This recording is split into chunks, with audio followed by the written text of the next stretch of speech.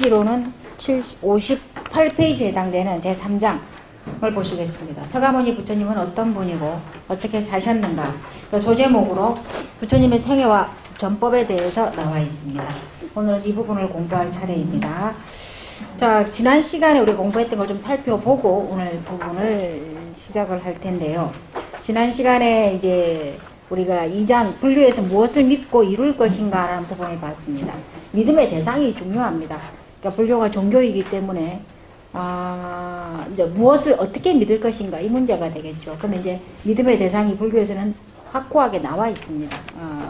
뭐 어떤 그 존재로서의 의미라기보다는 조금은 그 추상적이긴 한데 그래도 이제 그 불교에서 어느 국가를 가든지 간에 불교에서 강조하는 믿음의 대상이 37페이지부터 해서 나와 있습니다. 믿음의 대상은 불법승 삼보입니다. 여러분이 우리가 지난 시간이라고 하면 이제 명절 전이기 때문에 마치 안 배운 것처럼 여러분들이 공부를 우리가 안 배운 것처럼 처음 듣는 소리인 것처럼 여러분이 눈을 뜨고 계신데 배웠어요. 여러분이 이제 명절을 제신이라고 바쁘셔서 책을 그동안에 한 번도 안 보셔서 생소한 내용으로 들릴지 모르지만 이제 배웠던 내용이기 때문에 설명은 길게 않을 것입니다. 그래도 여러분이 기억을 한번 상기시키는 의미입니다. 그래서 믿음의 대상은 첫 번째 삼보입니다. 부처님이 첫 번째이고 두 번째 부처님이 남겨놓으신 가르침입니다. 가르침이고 세 번째가 부처님의 가르침을 믿고 따르고 또 이렇게 전법을 하는, 법을 알려주는 그 부처님의 제자들이라고 할 수 있겠죠. 승가라고도 하고 부처님의 법을 따르는 출가와 제가자 모두 그 합한 대중이라고도 합니다. 그래서 불법승이라고 하는 이 삼보를 믿고 따라야 되는 것이 믿음의 대상이 첫 번째이고, 두 번째는 육념이라고 그래서 6가지를 항상 생각하라는 의미입니다. 그러니까 어떤 대상이 아니고 어떤 그 구체적인 뭐 대상이 아니고 좀 추상적인 개념 같지만 앞에 나왔던 삼보와 함께 계율을 잘 지켜야 됩니다. 불교에서 말하는 그러니까 이거는 불교라고 하는 종교를 말하든 종교가 아니고 윤리를 말하든 어느 시대에나 또 어느 가르침이나 통하는 것이죠. 그래서 계율을 잘 지켜야 됩니다. 그 계율은 구체적으로 5개입니다. 5개. 여러분 불살생해야 되고, 그러니까 살생을 하는 일에 여러분이 참여해서는 안 됩니다. 근데 직업이 그러면 어쩝니까? 이런 질문이 나와줘야 되는데 여러분이 너무나 조신하게 계셔서 그럴 수 있잖아요. 네? 여러분 불살생이면 스님 뭐 그러면은 제 직업이 뭐 우리 누구의 직업이 우리 아버지의 직업, 어머니의 직업, 아니면은 뭐 남편의 직업, 아내의 직업이 그럴 수도 있고, 가까운 사람의 직업일 수도 있고, 아니면 본인의 직업일 수도 있고, 제가 뭐 이렇게 생선을 다루는 일을 한다든지, 아니면은 뭐 낙지집을 한다든지 낙지볶음. 제가 아는 분이 낙지 가게죠. 낙지 볶음, 낙지 뭐 이렇게 하는 이런 걸, 그래 산낙지예요. 산낙지 하는데 굉장히 많이 괴로워하더라고요. 직업적인. 근데 이거는 어떤 불교를 그분이 그렇다고 불교를 그렇게 믿는 분도 아니고 그렇게 그냥 아는 사람이에요. 불교 신도가 아니고 아는 분인데. 근데 이분이 그렇지만 불교를 믿지는 않지만 생명을 죽이는 것에 대한 죄책감, 미안함, 이런 도의적인 이런 도덕성은 다 가지고 있잖아요. 누구든지 간에 어떤 종교를 믿든지 간에. 근데 이분이 굉장히 괴로워하면서 한 번은 이제 이렇게 만나게 되어서 이제 그 집에 가게 되고 만나게 되어서 했는데, 정말 처음에는 또 무슨 소리를 하다가 또 이 얘기로 빠지나 모르겠는데, 낙지집을 하면서 돈을 정말 많이 벌었대요. 그러니까 자기가 있는 그 구에서, 서울이에요, 서울에서 세금을 제일 많이 낼 정도로 돈을 많이 벌었대요. 그러니까 돈을 버는 재미에 그걸 정말 열심히 했대요, 본인도. 열심히 하고 잘하고 맛있게 하니까 또 사람들이 많이 왔겠죠.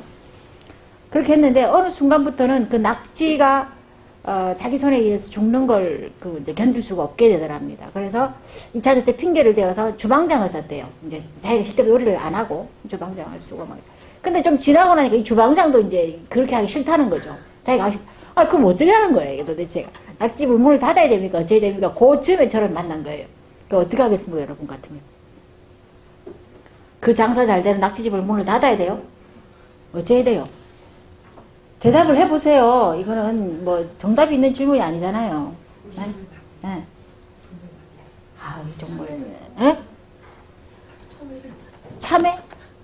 참회하겠죠. 이게 죽이는 거에 대해 미안함으로 참회도 하고 하는데, 제가 드렸던 대답은 그런 것 같아요. 직업을 바꿀 수 있으면 바꾸는 게 제일 좋아요. 지금 불살생이라는, 부처님이 금지하신 직업이 몇 가지가 있어요. 살생하는 직업 안 되고, 매춘하는 직업 안 됩니다. 매춘한, 무기를 파는 직업 안 되고, 마약을 파는 직업 안 돼요.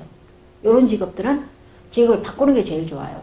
근데 이제 현대에 와서, 이거 부처님 시대에 정해졌던 직업의 규정이라고 한다면, 현대에서는 조금 달라지겠죠. 그렇지만 그 가치나 직업에 대한 뭐 이렇게 의미나 가치는 크게 바뀌지 않았다면은, 부처님 말씀대로 직업을 바꾸는 게 제일 좋은데, 바꿀 수 없다면 어떻게 해야 됩니까? 근데 이게 이제 우리의 관건이겠죠.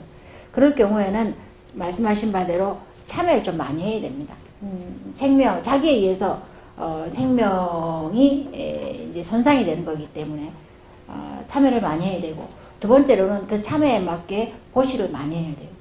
보시를 많이 해야 돼요. 그 번 돈이, 그러니까 번 돈이, 그러니까 다른 생명을 살리는 일에 많이 쓰여야 된다는 말이에요. 보시를 한다는 말은, 보시의 의미를 제가 나중에 설명할 기회가 있으면 다시 설명하겠지만, 보시는 단순히 내가 가지고 있는 돈 10만 원을, 5만 원을, 만 원을, 이게 남한테 준다, 아니면 절에 준다, 절에 이렇게 보시를, 기여를 한다, 이런 의미가 아니고, 그런 의미를 좀 넘어서서 우리가 보시에 대한 개념을 좀 바꿀 필요가 있습니다. 보시는 반드시 생명을, 그러니까 좀 더 새로운 보시를 창출해낼 수 있는 쪽에 보시를 하는 것이 보시의 가치가 훨씬 더 큽니다, 여러분. 같은, 우리가 지하철 타고 다니다가 뭐 이렇게 하다가 뭐 1,000원이고 5,000원이고 만원이고 보시를 이게 적선을 할 기회가 있죠. 적선을 할 기회가 있는데, 그냥 적선지가는 필요 여경이라고 해서 적선만 많이 해도 3대가 적선을 많이 하면 그 집안에 반드시 경사스러운 일이 있다고 했어요. 그래서 그 경사스러운 일, 옛날 같으면 그 경사스러운 일이 뭐겠어요? 집안에 학자가 나오는 거예요. 집안에 대제학이나 학자가, 문형이나 이렇게 나라에 정말 존경받는 학자가 한 명이 나와주는 게 집안에 이거 두고 3대가 적선에서 나올 수 있는 가장 큰 경사가 그 일이란 말이에요. 적선만 해도 이제 그렇다는데, 만약에 보시라고 하는 것을 하게 되면, 보시는 새로운 어떤 그 보시를 창출해낼 수 있는 곳에 내가 보시를 한다면 그건 보시 바라밀이 돼요. 바라밀이 돼요. 우리가 육바라밀 가운데, 나중에 여러분이 배우겠지만 육바라밀 가운데 보시가 들어가요. 바라밀은 수행의 도구예요. 수행의 도구. 내가 이 언덕에서 저 언덕으로 가는 바라밀은 수행의 도구란 말이에요. 그러니까 그 가운데에서 첫 번째가 보시라고 한다면, 보시를 바라밀이라고 하는 수행과 함께 해버리는 방법이 뭐냐? 그거는 내가 같은 1,000원을 내면은 그냥 아무 생각 없이 귀찮으니까, 저 사람이 하필이면 그 많은 지하철 안에서 꼭 제 앞에 와가지고 이렇게 돈 달라고 하는 분이 있어요. 안 줘요. 기분이 나쁠 때는 안 줘요. 분명히 지하철 타기 전에 제가 줬는데, 그 사람한테. 그 사람은 저를 모르죠. 그 사람은 저를 모르겠죠. 지하철 타기 전에 줬는데 지하철을 같이 탄 거예요. 같이 탔는데 꼭 제 앞에 와가지고 돈을 달래요. 또. 그럼 주겠어요, 안 주겠어요? 안 줘요. 저는 안 줘요. 근데 이제 줄 때 그냥 주면은 그냥 적선인 거예요. 적선. 귀찮은 마음에, 남이 보니까 이게 적선인 거예요. 근데 그때 적선이 아니고 이게 보시 바라밀이 되려면 같은 1,000원을 주는 행위라 할지라도 여기에다가 그 사람에 대한 축원을 하는 거죠. 이 내가 드리는 1,000원으로 꼭 부처님 법을 만나고 좀 더 행복하고 편안하게 사십시오. 아니면 맛있는 걸 사 드십시오. 라고 하는 그런 의미를 담아서 그 사람을 향해서 축원을 하면 그건 보시 바라밀이 되는 거예요. 그러니까 같은 1,000원이라도 적선으로 갈 것이냐. 분류를 모르면 그냥 적선만 해도 돼요. 적선만 해도 돼요. 적선만 하면 어떻게 돼요? 3대가 해야 돼요. 좀 시간이 길죠. 할아버지가 해야 되고 아버지가 해야 되고 내가 해야 되고 3대가 해야 돼요. 시간이 좀 길게 걸리기 때문에 그래야 이제 선으로서 우리 집안에 기쁜 일이 생긴다면 보시바라밀은 내가 직접 하면 되는 거예요. 300까지 갈 것도 없어요.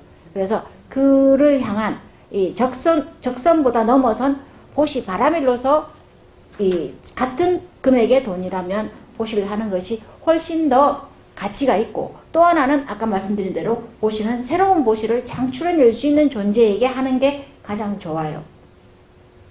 나이가 든 노인보다는 어린 학생에게 하는 게 좋고 그리고 학생에게 하는 것도 좋지만 그 새로운 진리를 알려줄 수 있는 스님이나 절에 이렇게 하는 것도 좋은 보시라고 할 수 있습니다. 왜? 그들은 새로운 보시를 자꾸자꾸 만들어내고 알려주는 역할을 하기 때문에 그렇죠. 그리고 어린아이들은 그 보시를 통해서 뭐 어떤 형태이든지 보시를 통해서 우리 사회에 또 다른 기여를 하기 때문에 그렇다고 말씀드릴 수 있습니다.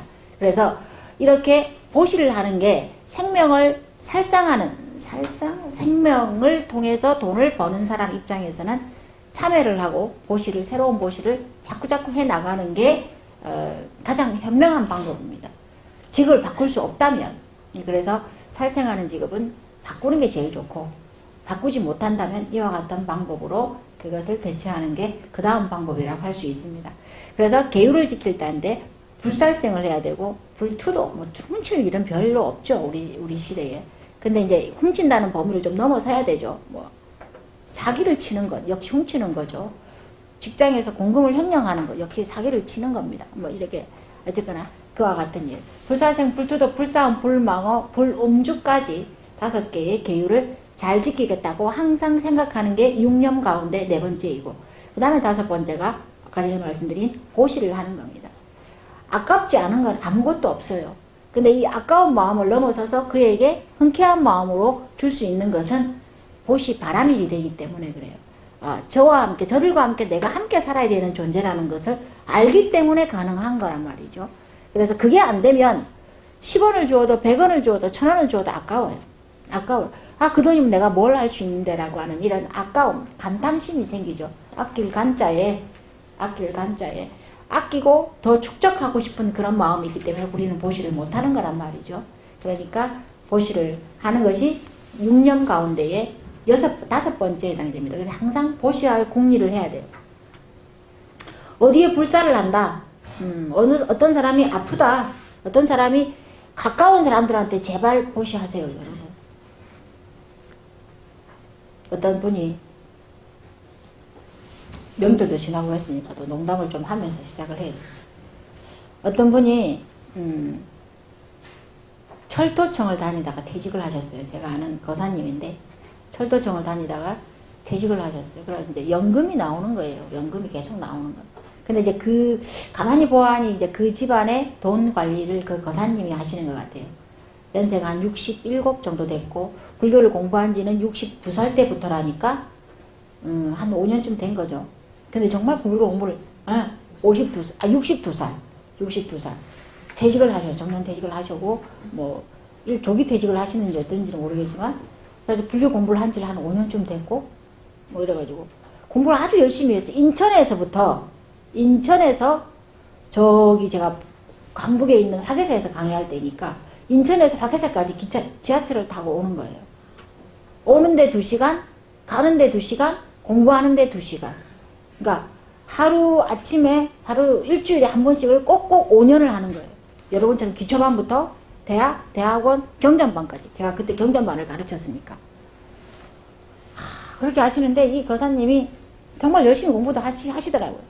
근데 이제 자꾸 이제 질문도 많이 하시고 공부도 많이 하시는 것 같아요. 근데 이제 수업 중에 질문하시는 것도 그렇고 뭐 이래 보니까 돈 관리를 거사님이 하시는 것 같아요. 느낌이. 그런데 이제 공부가 너무 재밌고 불교가 너무 이 좋은 걸 자기는 왜 이제 알았나 너무너무 막 그런 거예요. 자기는 고민이 2개가 있대요. 걱정이 2개가 있는데 그 걱정이 뭐냐. 첫 번째 걱정이 아들이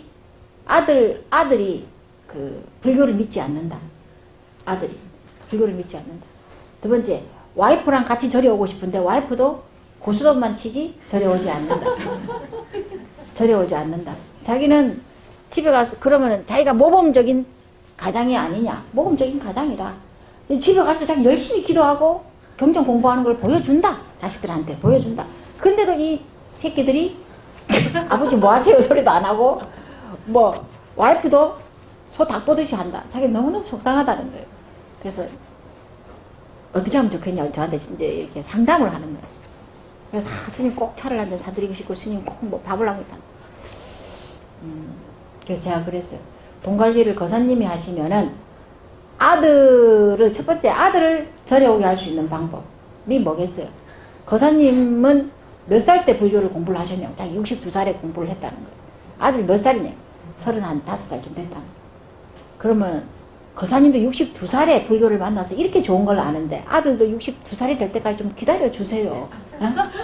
35살 아들이 자기가 총명해서 아버지가 저렇게 열심히 기도를 하고 공부를 하시는 거 보니까 불교가 뭐 정말 좋은 게 있구나 라고 생각을 해서 스스로 믿으면 되지만 그렇지 않는데 아버지가 너 절에 가라 공부해 불교 공부해라 하면 32살이 무슨 철이 있다고 그 믿겠냐고 불교를 믿겠냐고. 거사님 35때 뭐 했어요? 돈 버느라 바빴대요. 아들도 마찬가지일 거라고. 돈 버느라 바쁠 거라고. 기다리라고. 그리고 두 번째 와이프 고스톱을 치러 갈지언정 나 당신이랑 같이 남편이랑 같이 절에 안 온다는 거예요. 어떻게 하면 좋겠냐는 거예요. 그러면은 거사님 아내에게 돈 관리를 누가 하냐면 자기가 한대요. 그러면 아내에게 한 달에 10만 원씩 용돈을 주라. 보시를 하라. 생활비 뭐 반찬 사고 뭐 공과금 내고 이런 돈 말고 온전히 당신만을 위해서 쓸 수 있는 돈을 10만 원이고 20만 원이고 거사님이 보시고 여력이 되는 대로 아내에게 10만 원씩 스님한테 보시라고 생각하지 마시고 이렇게 맛있는 밥도 사주고 이렇게 보시를 하라. 그러면 아내가 뭐라 하겠냐. 남편이 미쳤구나. 안 하던 짓을 하는구나. 도대체 저 양반이 왜 저러나. 절에 다닌데만 저러는구나. 불교를 배우더만 저러는구나. 그럼 불교가 도대체 뭐길래 60년 동안 안 바뀌는 남편이 저 난리냐.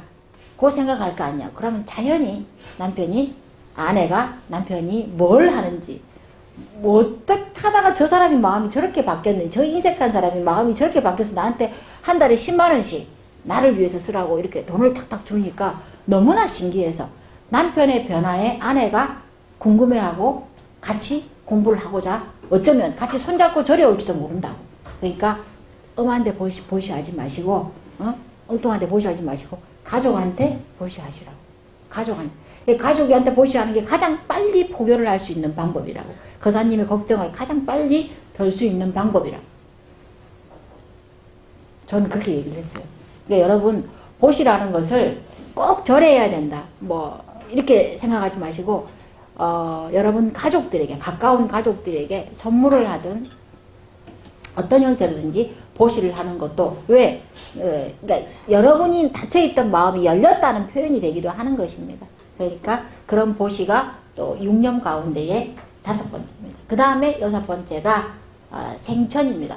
지금보다 더 나은 천상세계에 태어나서 부처님의 법을 만나서 공부를 하는 것이 또 하나의 염원이 되어야 됩니다. 이 6가지가 6념으로 믿음의 대상이고 세 번째는 불성입니다. 나도 부처님과 동일한 성품을 가지고 있는 나 자신이 부처라고 하는 불성을 믿는 것. 이것이 믿음의 대상이 되는 것입니다. 이번 장에서는 이 장에서는 그와 같은 내용을 공부를 했고요. 그 다음에 여러분이 보실 게 이 두 번째 장에서 무엇을 믿고 이룰 것인가 하고 하는 장에서 52페이지를 보시면 제가 그때 이걸 설명을 못했는데 한번 보십시오. 거기 52페이지 맨 위에 보시면은 박스로 처리되어 있는 부분에 신앙의 대상으로서의 불보살님이 있고 그리고 이루고 실천해야 할 모습으로서의 불보살님이 있습니다. 위에는 타력신앙입니다. 타력신앙. 불교에서는 신앙의 종류를 2가지로 나눕니다. 그러면 불교가 아까 제가 말했던 것처럼 믿음의 대상으로서의 세 번째 불성만 가지고 그럼 내가 부처가 되면은 이거는 다 이루어지는 것인가? 라는 것으로 얘기를 할 수 있는데 이 불성이라고 하는 것은 불성이라고 하는 것을 믿는 것, 이것이 첫 번째 목표이긴 하지만 이것을 믿어가는 과정에서 자력신앙이 있고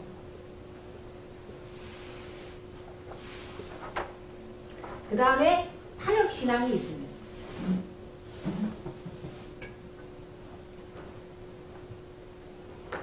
자력신앙은 내가 부처인 걸 믿는 거예요. 내가 중생이 곧 부처라는 것을, 중생즉 불이라는 것을 믿는 거예요. 이 화엄경에 나오는 말인데, 그래서 나 자신의, 나에게 있는, 내재되어 있는 불성이 있죠. 그 불성을 계속 개발시키기 위해서 노력하는 거죠. 그래서 내가 부처님처럼 생각하는 것. 여러분이 어떤 결정을 내려야 될 때, 뭐 윤리적인 문제가 있고, 또 윤리적으로, 도덕적으로, 또 양심적으로, 또 사회적 측면에서, 또 개인적 측면에서 갈등이 일어날 때가 있어요. 여러분도 있고 저도 있고 다 있습니다. 그럴 때 그럼 어떤 기준을 가지고, 나의 이익을 가지고, 나의 이익을 기준으로, 사회의 이익을 기준으로 그렇게 참 판단하기 모호할 때가 있습니다. 결론을 내려야 되고 결정을 해야 될 그런 순간에 판단하기 힘든, 또 결론을 내리기 힘든 그런 순간이 있는데, 저 같은 경우에도 그런 순간들을 맞이할 때가 많이 있습니다. 스님들은 당연히, 종교인들은 당연히 종교적이지 않느냐. 그럴까요? 그럴까요? 여러분들이 저보다 훨씬 더 그냥 대중에게 지금 알려져 있는 매체들에 많이 익숙하기 때문에 저보다 훨씬 더 많이 알고 계실지도 모르겠지만, 갈수록 종교인들이 종교인구 감소하는 이유는 첫 시간에도 말씀을 드렸지만, 종교인구가 감소하는 이유는 물론 경제적, 우리 사회의 경제적 발달 이런 부분도 있을 수 있겠지만, 내부적 요인으로는 종교인들이 사회에 더 이상 기여를 하지 못하고 존경을 받지 못한다는 것도 하나의 요인이 될 수 있죠. 존경을 받지 못하는 이유는 사회인들이 생각을 해도 비도덕적인 행위를 종교인들이 그걸 한다는 거죠. 행한다는 거죠. 그런 면에서 지탄의 대상이 되는 일들을 하기 때문에 종교인이 우리 사회에서 기여도 못하고, 기여를 못할 뿐만 아니라 나아가서 그 비난의 대상까지 되고 있다는 것입니다. 종교인은 과연 도덕적인가? 이런 문제도 지금 이 자리에서 논할 문제는 아니지만, 그 가운데 하나가 개인의 욕망과 자기가 처해 있는 어떤 사회적 신분과 우리 사회의 관계, 이 속에서 도덕적으로, 양심적으로, 종교적으로 이 갈등에서 결론을 잘못 내려버리면 그와 같은 일들이 자행될 수 있다는 것입니다. 예를 들지 않아도 많이 있습니다. 네, 그럴 때 여러분들도 그렇고 저 종교인들도 그렇고 그 기준이 뭐가 되어야 되느냐. 저 같은 경우에는 부처님이라면 어떻게 했을까? 부처님이라면 어떻게 했을까? 라는 생각을 하게 됩니다. 여러분들도 이런 방법들을 한번 이용해 보시기를 권해드립니다. 그런데 이제 부처님이라면 어떻게 했을까라고 하려면 여러분이 부처님은 도대체 어떤 행위를 어떻게 결론을 지었는지를 좀 알아야 되죠. 공부를 해야 되는 거죠. 같은 문제를 가지고, 그러니까 비슷한 문제를 가지고 부처님은 다른 결론을 내리는 예들이 경전에 많이 나타나게 됩니다. 일례로 남성 수행자가, 그러니까 비구 스님이 수행을 하다가 성적인 문제가 발생을 합니다. 그러니까 불음계라고 하는 것을 범하게 되죠. 그걸 했을 때 부처님의 처리 방법, 그리고 여성 수행자가 불음계를 범했을 때의 처리 방법이 다릅니다. 이게 자의성이 있었느냐 없었느냐에 따라서 달라진다는 것입니다. 그 행위를 보는 것이 아니고 그 행위 이전에 그 사람의 심리에서 자의적인 의지를 가지고 그 행위를 했느냐 안 했느냐에 따라서 불음계를 범했느냐 불음계를 범하지 않았느냐가 나뉜다는 것입니다.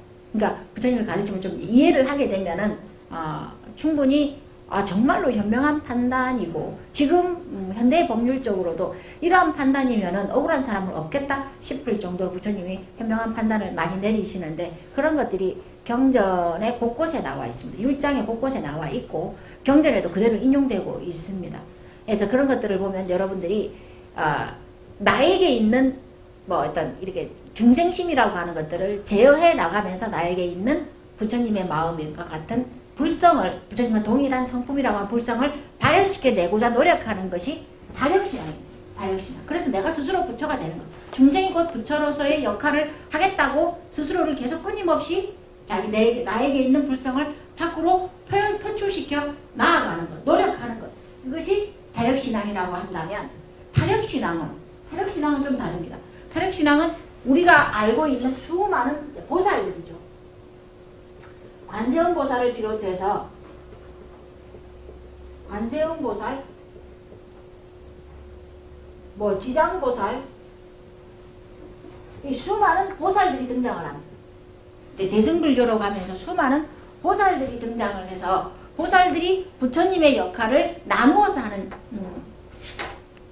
다고 하는 게 불교의 삼신불의 사상이고, 부처님이 세 가지 몸을 나누어서 중생을 구제하는 역할을 또 하기도 합니다. 그러니까 중생 구제의 차원에서 부처님에게 의지하는 신앙도 있습니다. 그러니까 내가 힘들 때, 내가 비록 부처이고 내가 나에게 불성이 내재되어 있지만 나의 이 불성이 아직까지 완벽하게 발현이 되지 않은 상태에서 내가 괴롭고 힘들고 고통스러운 일을 당했을 때 부처님이나 아니면은 보살님이나 뭐 어떤 또 우리 집안에 누가 돌아가셨을 때 뭐 지장보살님이나 아미타 부처님이나 이러한 대상들에게, 신앙적 대상들에게 내가 그를 의지해서 그 슬픔을 벗어나게 하는 그런 역할을 하는 게 또 타력신앙입니다.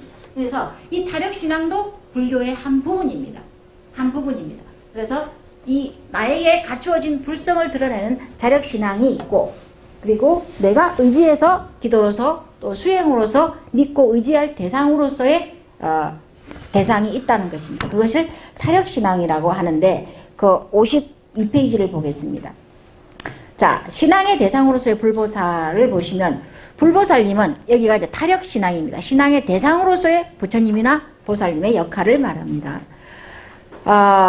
불보살님들은 중생을 자비로서 보살피고, 그러니까 관세음 보살님은 어떤 중생이 어떤 고통으로 지금 신음하고 있는지 세상의 소리를 계속 보고 들으려고 노력하시는 분이세요. 그러니까 여러분이